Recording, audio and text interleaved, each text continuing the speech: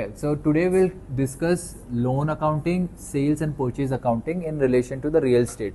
So there are different type of loans that we have. That would be personal loan, home loan, and then commercial loan as well. Then we also have a line of credit. But today's topic would be more focused on the real estate loans.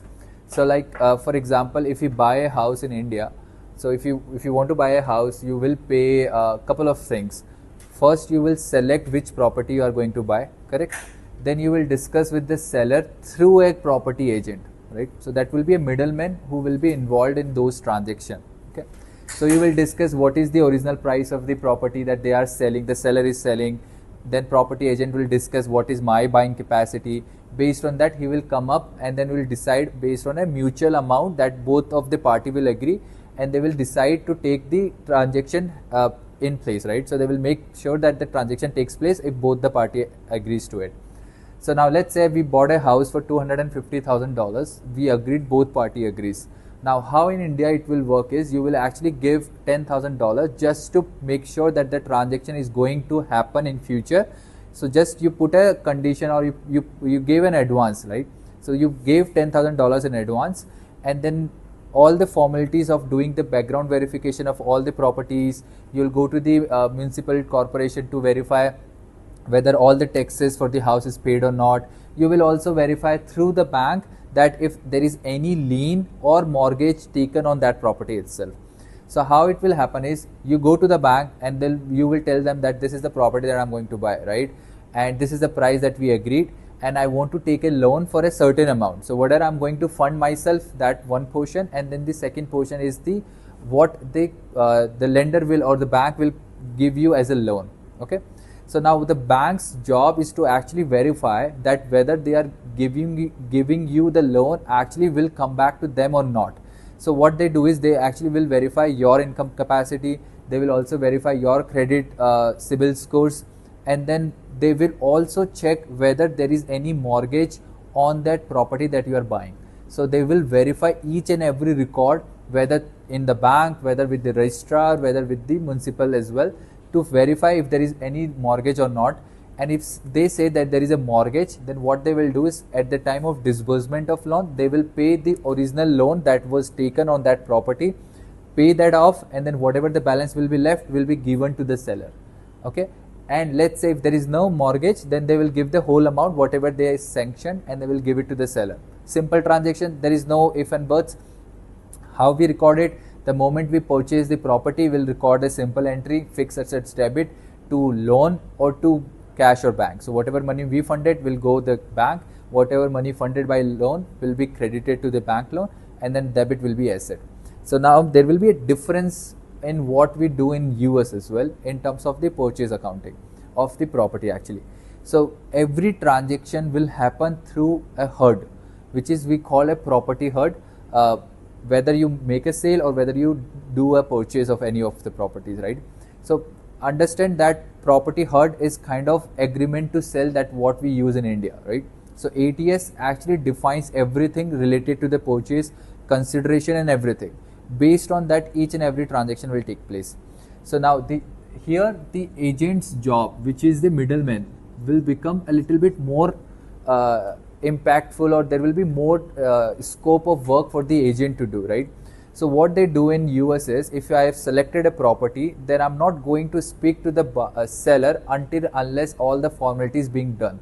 So the property agent will speak to the seller on my behalf. They will put an amount that this is what I'm going to bid for that property. If the seller accepts it, then property agent will say, okay, we are going to go ahead on that, and he will create that HUD paper. What that HUD paper will look like, it will show on the one column as what the seller the details would be, and on the right column it would be buyers, or it can interchange. That will have a property purchase price, whatever there is outstanding on that property, whether it's a mortgage, whether there is any water tax or water fee, bill that we need to pay, any other utility bill, or any other thing that is outstanding on that property will also be included. So let's say we agreed $250,000 for the property itself, but there is outstanding water bill or utility bill, then they will deduct $1,000 into that property HUD itself. So they will show 250,000 as a contract sales price minus the property outstanding, property utility bill, or property taxes that has been there, and then they will derive a net amount. That net amount is also then again being reduced by the property agent's commission as well. So they will charge their own commission and they will reduce that amount from there, and there will be a net amount that will be paid by the buyer, and then the net amount will be received by the seller. So now here we are paying the money directly to the seller, but in US we actually pay it to the agent itself. So we are not paying to the seller by any means, right? So the seller will not get the money unless we sign the HUD paper itself. So the agent's job becomes more important because he's holding of the money of someone else for someone else's behalf, right? It's not his money, right? He needs to give it back to the seller, or if the transaction does not take place, then he will give it back to the buyer as well, right? So then what he'll do is he'll get the $250,000 from the buyer first, and he will reduce all of these amounts, property taxes, utility bill, his own commission, and then whatever is left he will pay it to the seller. That's how the transaction will happen.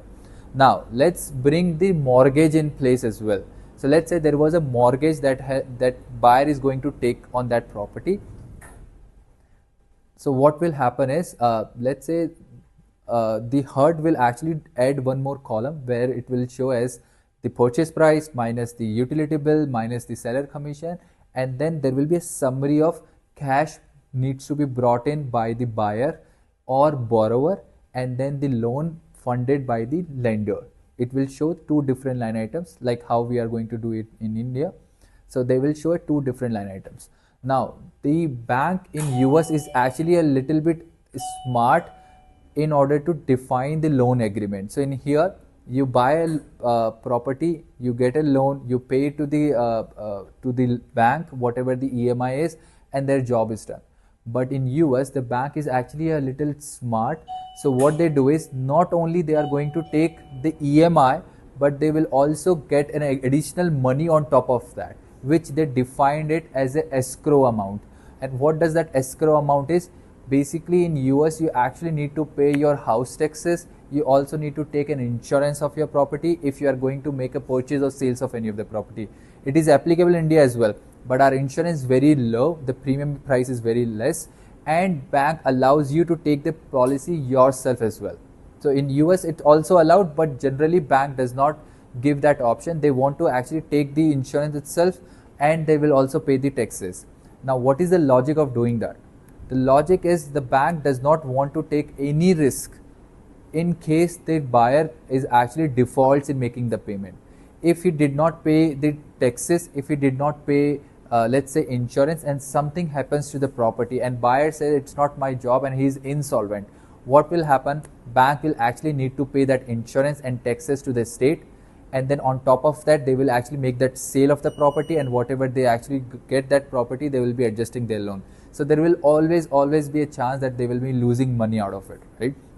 So if I bought a property for 250k, and let's say I got a loan for whole 250k loan amount, okay, from the bank, understood? So now if I don't have any taxes that I paid, no. Did I pay insurance? No. On the very first day of the month or the loan period, what happens is this property is actually burnt. Okay, so the buyer will say I don't have any money to pay you right now. So what will happen is, because I did not have any insurance, I did not pay any taxes, there was a taxes owned on that property of $2,000. So bank will actually end up paying that taxes because they will take the property on their own name because the buyer defaulted and they are not paying. So they will buy that property itself, and they will say that, okay, that I need to pay the $2,000 to the state. That's a straight money going out, and then whatever the money that is left when I make that sale, then I'm going to adjust that loan amount. So you see, there will always be a loss for the company if they don't do the transaction of taking the escrow fund out of the EMI itself. So how they are going to do this is, so when you take a loan of 250,000, let's say the EMI comes as $3,000 a month, they will also add a $250 as a escrow account for the escrow, which would be a combination of taxes plus insurance. This taxes is not the sales tax or actually a personal tax, but this is actually a property tax.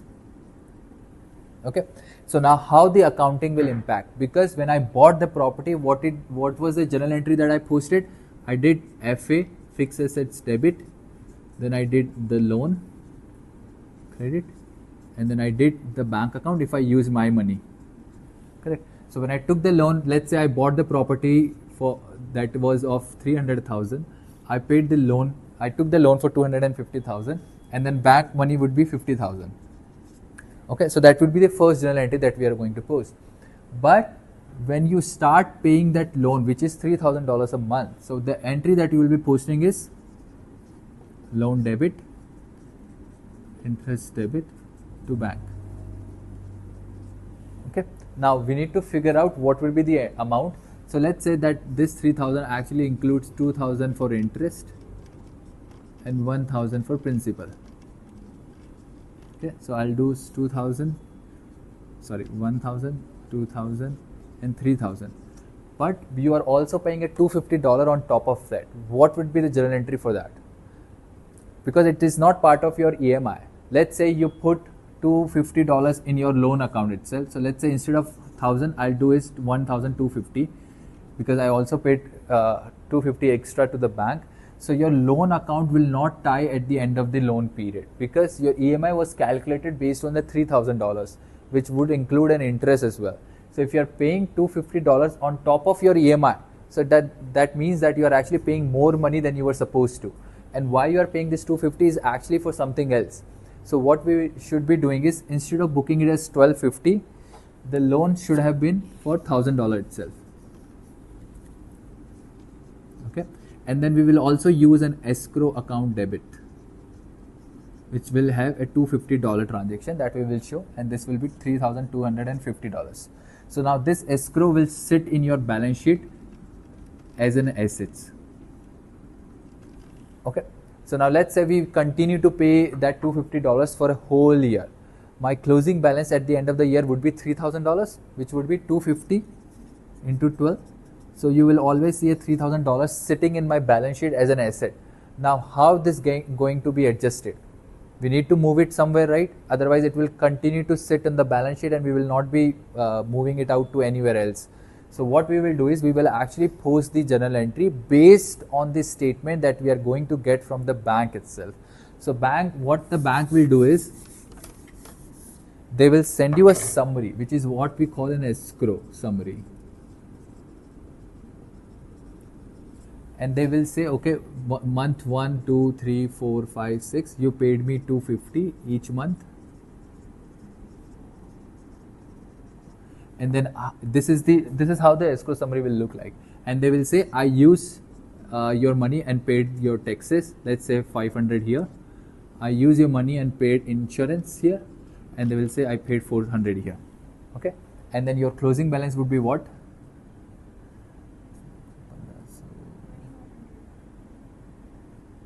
Sure. Yeah, 1,500, 1,000, 1,100, right? So the closing balance on my no, 600, right? So the closing balance would be 600, right? Because I paid 1,500 for the first 6 months. Taxes was paid by this bank for 500, so that leaves me $1,000, and then the insurance is also paid by the bank for 400. So that we will be left with the $600 as per the bank, right? Now because our balance sheet is still showing, let's say 1,500, because I paid 6 installments. So my balance sheet will say as a 1,500 sitting in my current assets or the long-term assets, wherever it is, the current assets. So what I'll do is, I'll post a journal entry. So that journal entry would be as taxes, expenses, or like I'll say property tax expense debit. I'll do insurance expense debit, and then to escrow account. So that's 500, 400, then 900. So 1,500 minus 900 is what your escrow balance would be, 600 at the end of the balance sheet date, or whatever at the end of the 6 months. So you see, this escrow becomes important for us to also reconcile at the end of every month, every quarter, or every year. It is really important to do it every year for sure. Otherwise what will happen is, we will continue to show this balance in our balance sheet, but we don't know whether exactly that is the balance that we should show in or not. This will only be clear when you actually see the bank statement itself or the summary from the escrow. Okay, so that's what the differentiation between how we do in India versus how we do in